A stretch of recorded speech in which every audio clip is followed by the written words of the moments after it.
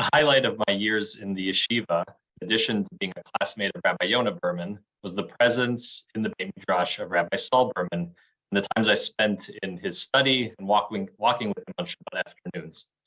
Rabbi Berman served shuls in Berkeley, Brookline, and Manhattan. He's currently professor of Jewish studies at Stern College and on the faculty of Columbia University Law School. He asked for a short introduction, so please join me in welcoming a true Rav Sheba Rabbanim, a rabbi of intellectual rigor and spiritual depth, Mori Rabbi, Rabbi Saul Berman. Seth, thank you very much for the for the introduction and for its brevity. It's really my honor to speak this evening in memory of Rabbi Abraham Joshua Heschel.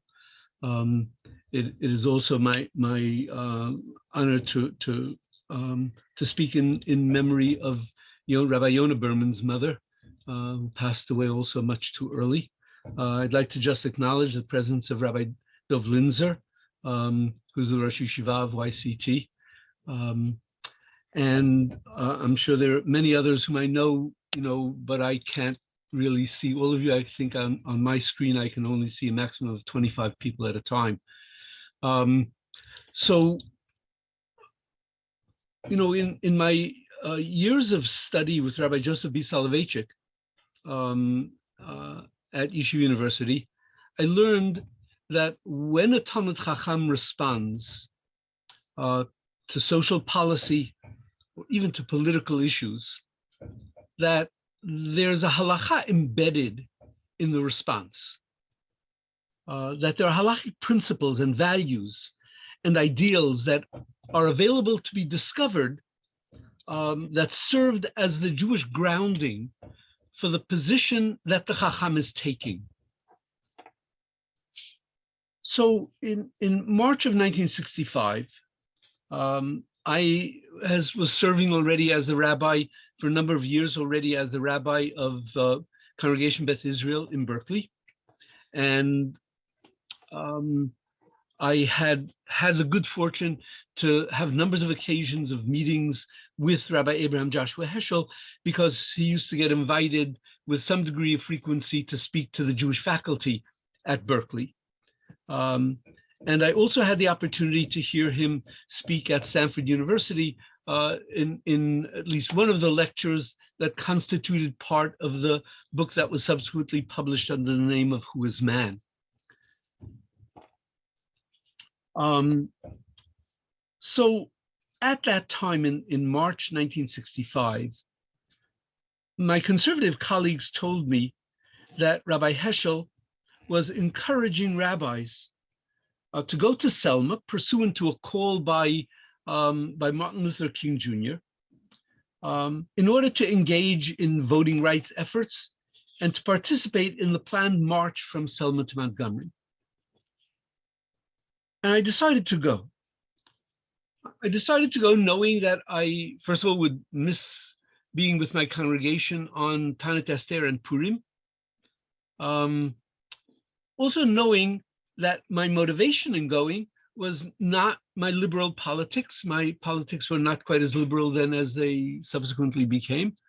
But that I had a deep sense of awareness of the Jewish motivation in making this trip, and I left with the congregation a message to be read to them about that motivation.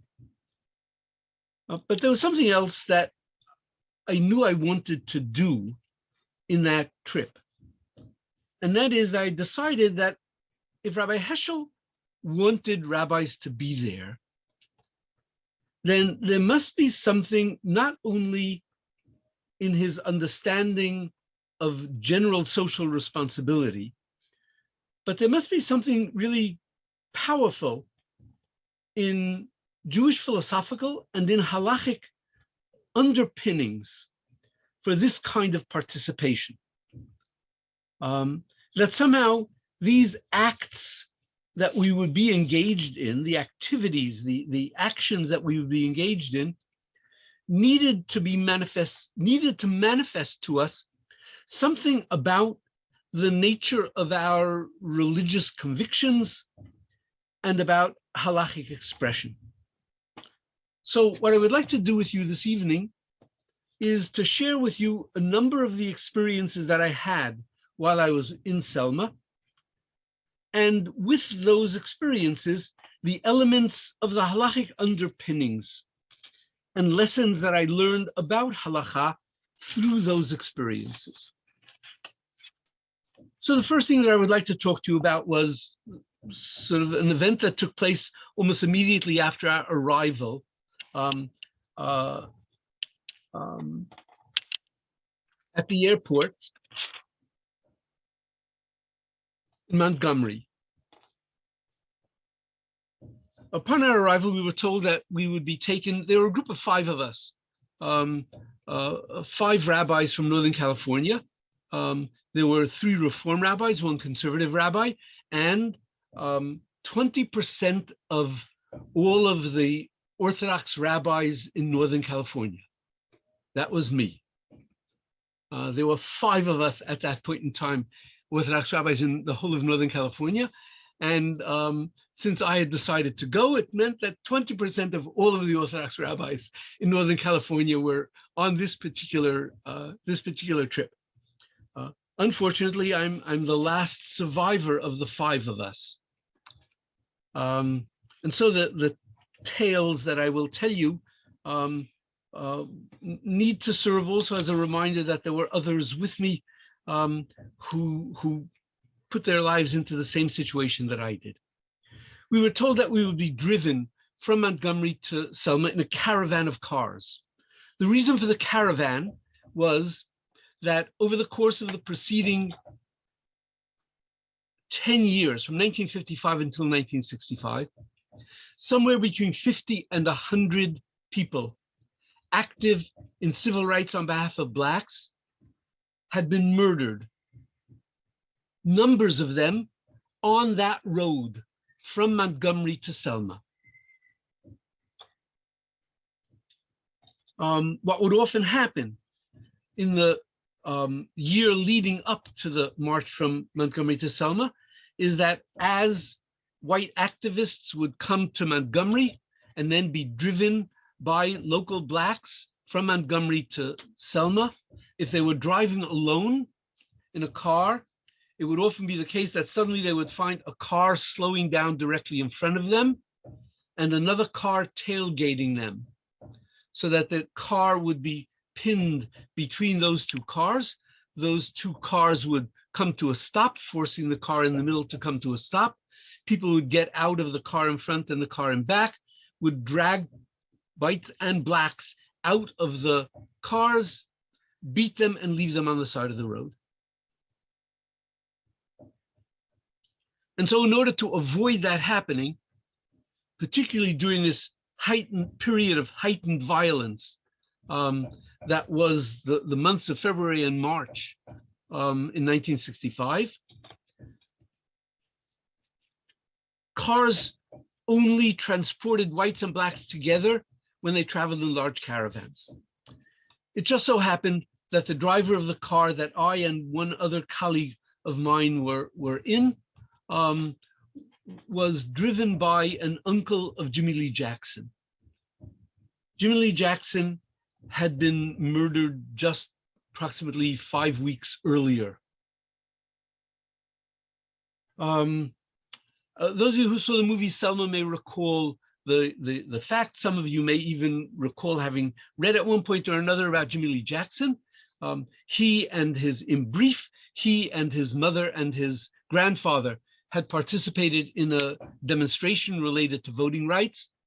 The demonstration was broken up through extreme violence, and all of the people at the demonstration began to flee in different directions. Jimmy Lee Jackson and his mother and grandfather ran off in one particular direction, thought that they had escaped the police who were following them, and then found themselves near a small cafe. They went into the cafe, sat down at the table to order something and to catch their breath.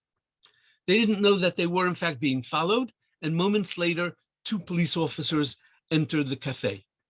They saw Jimmy Lee Jackson, his mother and grandfather sitting at the table. They approached the table and one of them began to beat Jimmy Lee Jackson's mother, knocked her down onto the floor. And Jimmy Lee Jackson, having been trained somewhat in passive resistance, understood at that moment already that his best chance of protecting his mother was not to attack the police officer, because that would be most likely to end in both of their deaths, namely himself and his mother, but that instead what he needed to do was to throw himself down over his mother's body to cover her, to protect her from the blows that the officer was inflicting, which is what he did. The officer became infuriated at the at this interference with his administration of justice, and informed Jimmy Lee Jackson that he has to get off her, and that if he doesn't get off her immediately, he would shoot her. He would shoot him. He stayed in place, and the officer shot, and then rolled Jimmy Lee Jackson off his mother to resume beating the mother. The other police officer realized that things had gotten a little bit too far, and he told the first police officer that they had better call an ambulance. The first police officer said no, not interested, let him die right there on the spot. The first officer said, listen, if he dies, then there's going to be an inquest and there'll be all sorts of problems. We better call an ambulance. The first officer agreed. He got on the phone or whatever it was that he was using to communicate, and he said, he called a dispatcher, and he said, send an ambulance over here. We have a black on the ground who was shot resisting arrest. So some 15 minutes later, an ambulance arrived. The EMTs came out of the ambulance, slowly, leisurely manner, came inside, asked what had happened, found out what had happened, had a disagreement between them as to whether they should bother taking him into the hospital at all, because he's clearly going to die. They finally decided they better take him in. They brought in a stretcher, loaded him onto the stretcher, carried him out to the ambulance, and then drove off to the hospital at normal traffic speed, stopping at every stoplight, which was a report that they later got from observers as well. By the time they arrived at the hospital, it was too late to save his life. He died the next day. Now,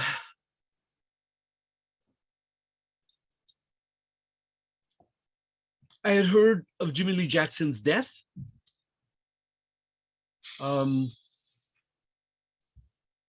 I had known also that in the subsequent weeks, actually in the week just before our arrival in Selma, Reverend Reeb, a Unitarian minister from Boston, was also killed, was murdered outside a bar in Selma when the people in the bar had heard that he had come to participate in voting rights demonstrations. They followed him out of the bar and just beat him to death out in the street.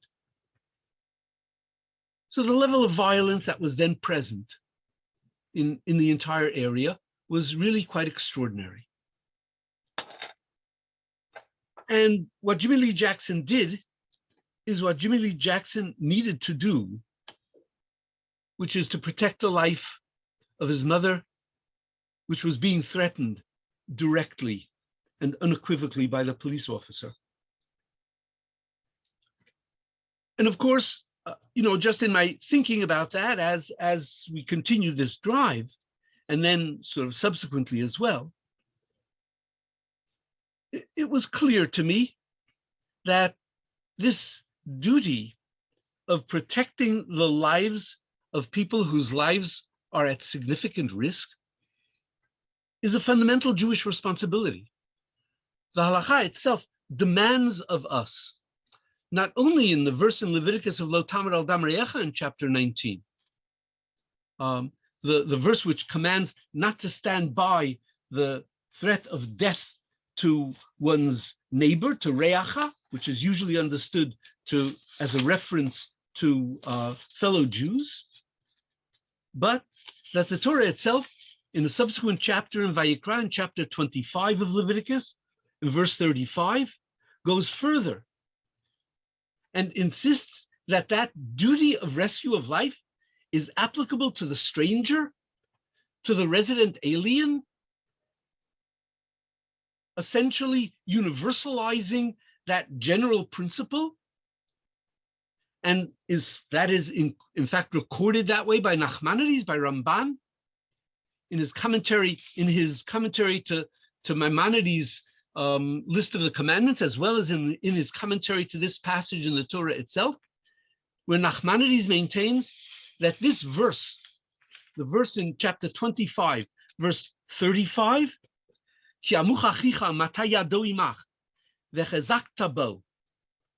if your brother be waxen poor and his means fail with him, you shall uphold him. Ger v'toshav, whether he be a stranger or a resident alien, v'chai imach, that they be able to live amongst you. Nachmanides insists that this constitutes the affirmative divine command of the duty of rescue of the life of any person. Now, of course, he has a slight qualification to that. His qualification is that idolaters would not have to have their lives saved. Who idolaters are is a matter of significant debate in the history of Halakha. Let me put it in the simplest possible way. In the common understanding of the position of Ramban, as well as that of Meiri and variety of, and Rambam himself, what that means is that if in 1939 you happened to be vacationing in Switzerland and Hitler happened to be vacationing in the same hotel and was swimming in the pool as you entered it and you saw that he was drowning, that you would have no legal duty to rescue him, despite the fact that he had the same Tzelem Elokim that you have, the same image of God, that you could not deny that he was created in the image of God, but you would have no duty to rescue his life because he had made himself into an outlaw, in the sense in which early Westerns in the United States used the term outlaw, someone who is not offered the protections of the law. His life is forfeit.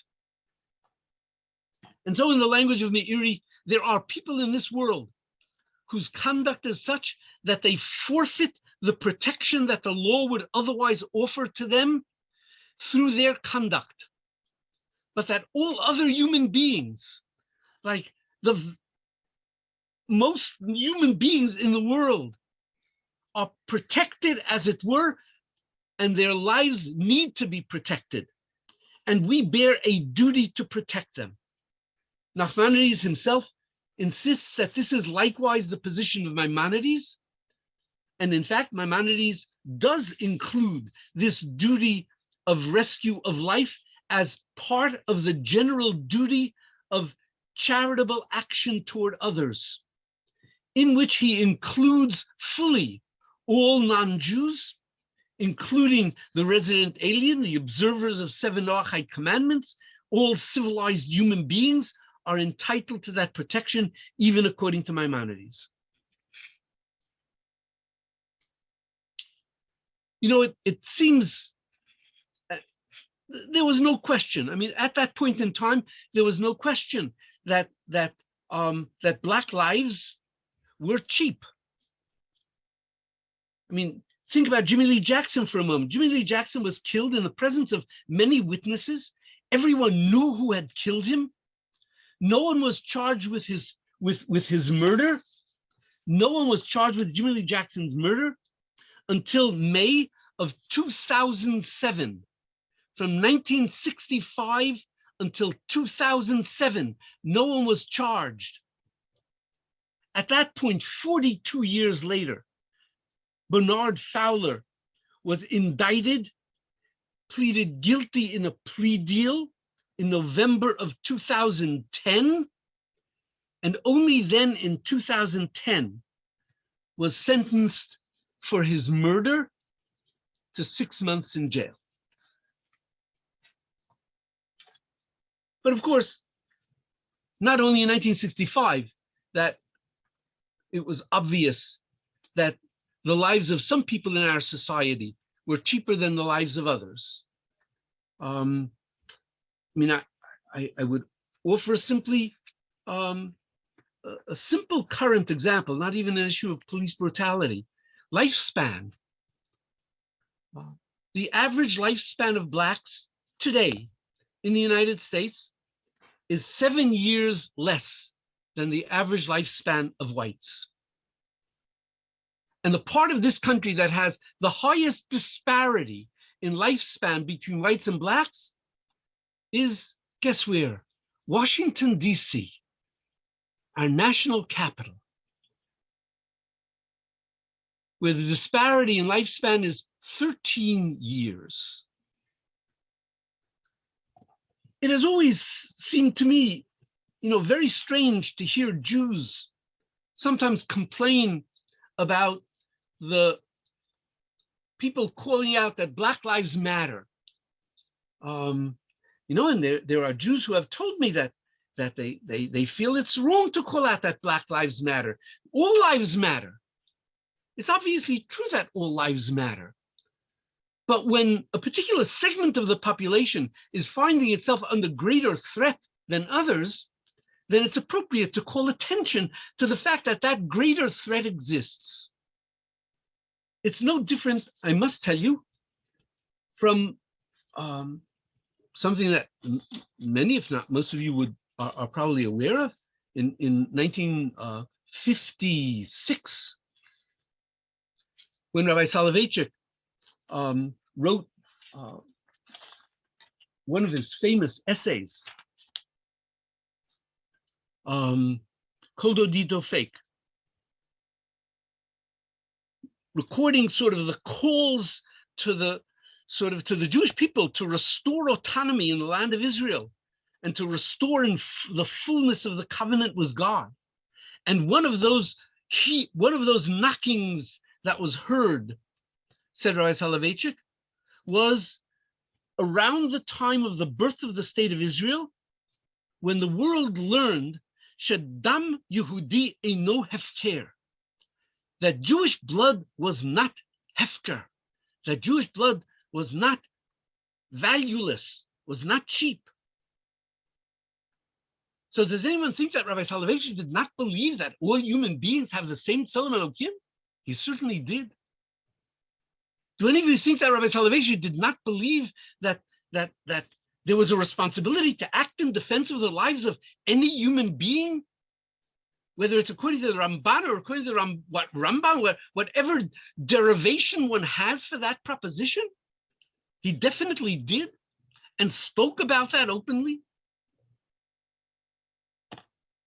And nobody ever accused Rabbi Soloveitchik of having misspoken, that he should not have said that Jewish lives are not cheap. He should have said that all human lives are not cheap, because it's obvious to anyone with a fair mind that when the lives of a particular segment of the population are at greater risk, then the society needs to call out that reality and needs to be ready to act in a manner that shows that it recognizes that that's an injustice that should not be tolerated. And it doesn't matter whether that's the minority of Christians who are being persecuted in Arab countries, or the minority of Muslims who are being persecuted in India. It doesn't matter where the persecution is. When there is persecution of a minority, then there's a responsibility to call out. When there is greater risk to the lives of a minority, then we have to call that out.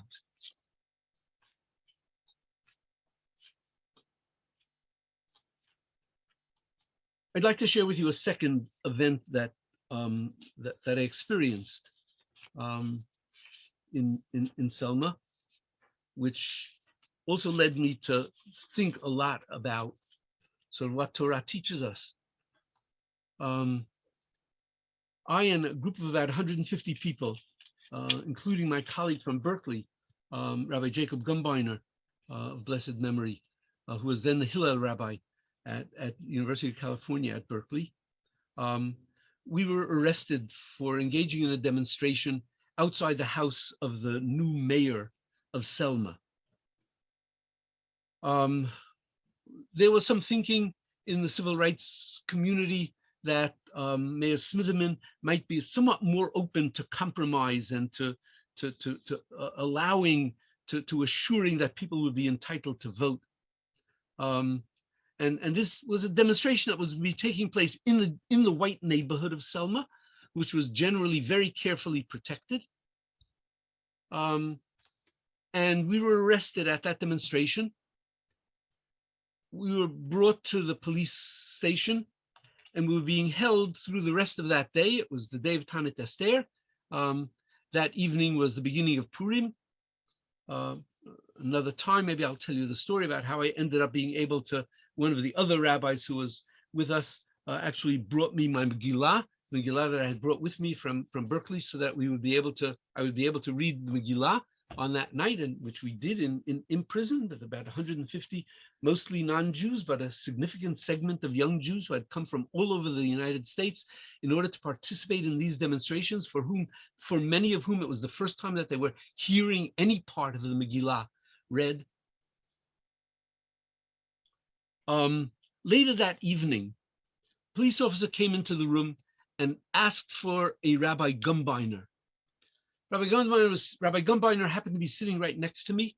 The police officer happened to know me because I had been called out earlier. And in any case, Rabbi Gumbiner did not want to identify himself. The police officer sort of guessed that he was the man sitting next to me, and asked him if he was Rabbi Gumbiner, to which he said yes. And the officer said, well, you have to come out with me. Rabbi Gumbiner said, well, I'm not going anyplace. I'm staying right here. And the officer said, well, you're definitely coming out. I mean, you can choose whether you would like to be dragged out by your feet or you would prefer to walk out, but you're definitely coming out. At which point Rabbi Gumbiner said, well, I'm not going to come out myself. So I agreed to go out with him, and another person sitting near him agreed to go out with him. And the three of us went out. Rabbi Gumbiner, who, by the way, the name would be familiar to you, to many of you at least, he was in fact a direct descendant of the Magen Avraham, Rabbi Abraham Gumbiner, in the middle of the 1600s, the great author of the Magen Avraham. Direct descendant on the male line. Rabbi Gumbiner was a graduate of Hebrew Union College, had not bothered telling any of us that when he graduated from Hebrew Union College, his first pulpit was as the rabbi of the congregation, the Reform congregation in Selma, Alabama. Someone had noticed his name in the list of people who had been arrested and informed the leadership of the Jewish community that Rabbi Gumbiner was here, and they asked for an opportunity to meet with him, as a result of which three of us met with the leadership of the Jewish community of Selma. And their message to us was very simple. Their message to us was that we need to leave as rapidly as possible and take as many Jews as we can with us. Because they said, while they appreciate our sort of spiritual connection to the idea of freedom for Blacks, what we obviously didn't understand is that we are damaging them in a serious way. The small Jewish community of Selma are primarily businessmen. They are already, they said, severely impacted by the boycott that the Black community is conducting against all white stores. But that in addition to that, they in particular, the Jews, are now losing the business of their Christian neighbors, because their Christian neighbors, having noticed the extent to which there is Jewish involvement in Selma, in participation in voting rights activities and in preparations for the march in Selma, they refuse to have any kind of social relationships with them and refuse to do business with them. And so they said to us, you really have to leave. You don't have the right, to cause us this injury.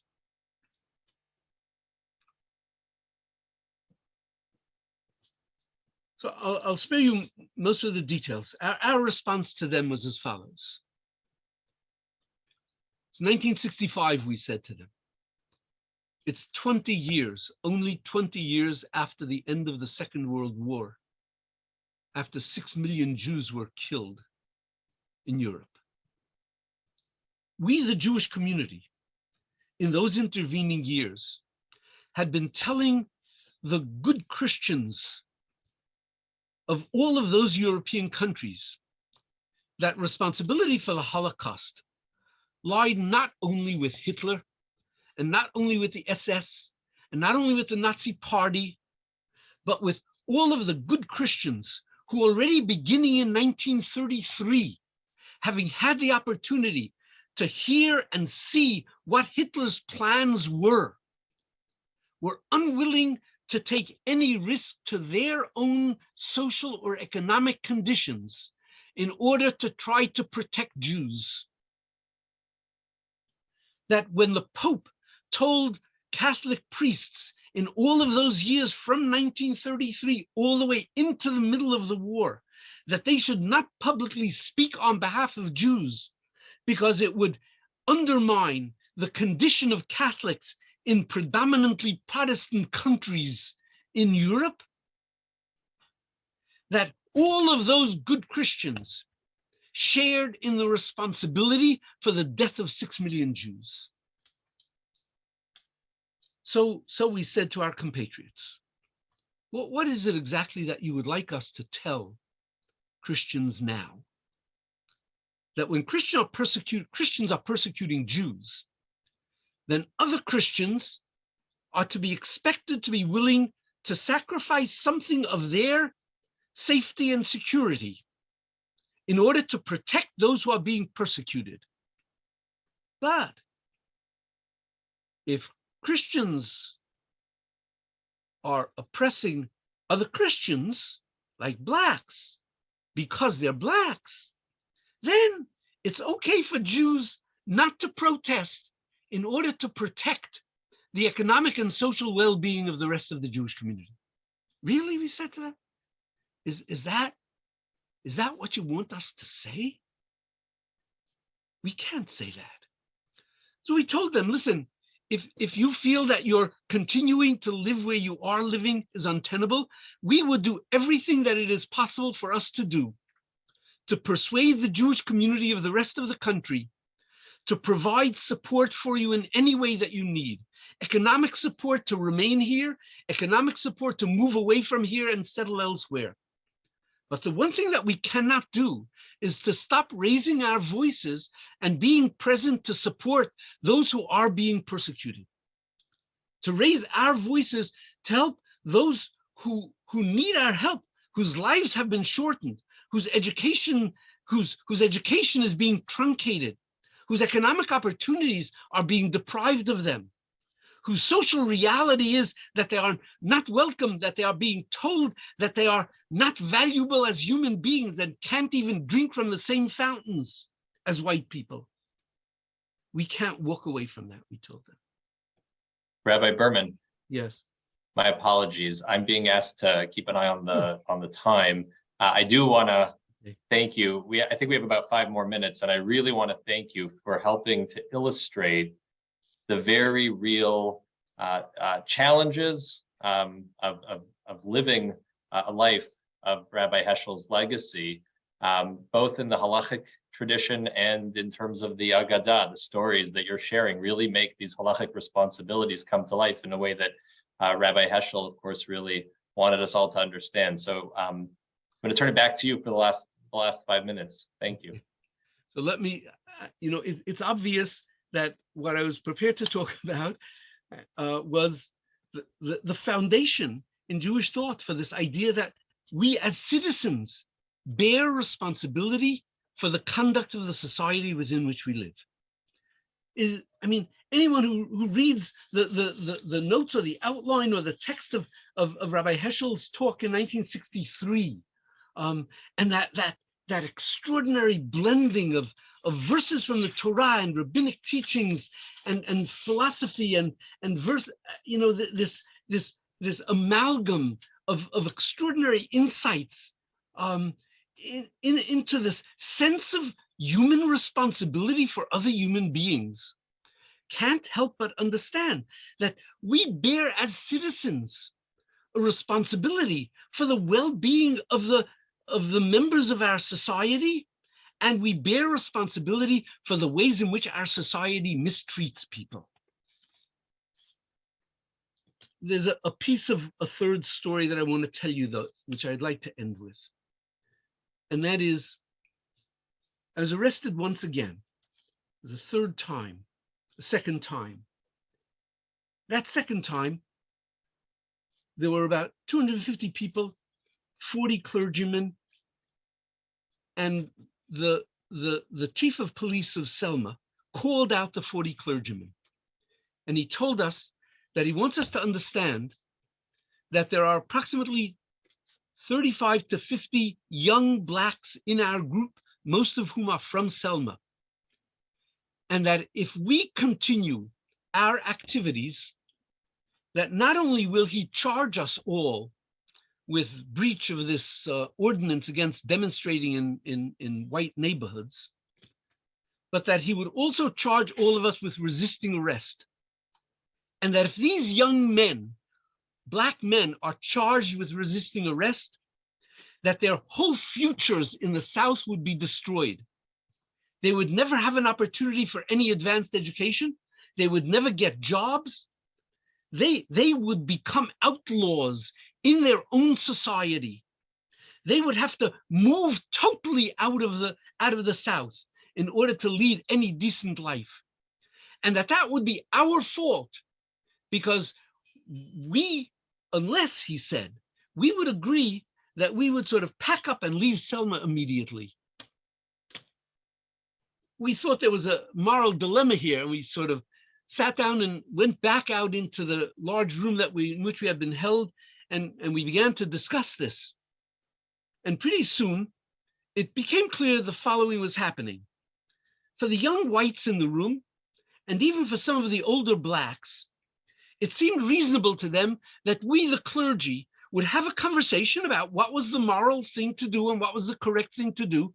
We would make a decision, and then everyone would act in accordance with our decision. But for the younger Blacks there, it was clear to them that that was not the way it needed to be. And they began to speak up very loudly. They said, we're not slaves anymore. We have a voice. This is our future, our futures that you're talking about. We need to make the decision as to whether we are willing to suffer the consequences of the immediate situation in order to assure that these kinds of demonstrations and rallies will continue. Because otherwise, they'll be able to stop it all in its tracks, because all of you good white people will not want to get us into trouble. And therefore, we need to have a voice in this. In consequence of which, we then spent 3 to 4 hours in open debate, this entire group of 250 people, discussing what was our ethical responsibility in this particular situation. And by the end of that time, a vote was taken, and the decision was made not to leave. And we stayed. We stayed. So there's another important piece to this story, which I just want to end with. It was already Shabbat at that time. We were arrested on Friday, early in the day, and we were kept through till Shabbat morning. So I had managed to do whatever right I was required to do, and I did not do what I was forbidden to do. I was able to make Kiddush in words, recitation of the verbal affirmation of the holiness of Shabbat. I didn't have wine. I didn't have challah to fulfill the Rabbanan elements related to that. But I did what I could do. I understood at the same time that I was fulfilling the mitzvot, the Rabbanan of kavod and oneg, of kavod in my showing kavod to other human beings, in oneg in the sense of joy that was produced in this entire group, in understanding the significance of what they were doing. And that morning, they told us that they would not book us, that they were going to drive us back in buses, back to the Black neighborhood, because it was not safe to walk in the white neighborhood. I told this one young man that I was talking with that I would not board the buses because it was Shabbat and I don't ride on Shabbat. There was no need for me to do that. He argued with me. He said it would be dangerous. I said it would be safe. I knew the neighborhood and the such. In any case, I insisted I was not going to board the buses. Eventually, the buses arrived. They lined up. Unbeknownst to me, as the line was waiting to go down the stairs to board the buses, the police officer told them to go down. The people in the front line said, no, none of us are getting on the buses. We're not getting on the buses because there's a rabbi here and he does not travel on the Sabbath, and we are not going to leave him alone. We are not going to leave him alone. Therefore, we're all going to walk back to Brown's Chapel together, not on the buses. We'll walk with him. There was a huge argument about it amongst the police, and they eventually called the mayor and the police chief, and eventually they allowed that to happen. And 250 people, blacks and whites together, marched through the main street of the white neighborhood of Selma, all the way to Brown's Chapel, and we were not silent. Accompanied on one side by a phalanx of buses, on the other side by a phalanx of police officers. Because what had happened in the course of that night was that a sense of comradeship had developed, a sense of ahava had developed, a sense of mutual responsibility for each other had developed that often takes weeks and months and years of work. And here it developed over that time. And it showed me the power of love, the power of the alliance that can be made that ultimately protects us all, and is the opposite of the hatred that is being seeded to this day in our society. Hatred against strangers, hatred against blacks, hatred against immigrants, hatred against Jews now as well. And the seeding of that hatred will ultimately lead to violence. It can't but do that. And the only enmity that we have to that hatred is the expansion of love. And that's the great challenge that confronts us. Thank you very much. Rabbi Berman, thank you so much for sharing your personal experiences and the full breadth and depth of the Torah and what you were thinking and doing while you were there. Thank you.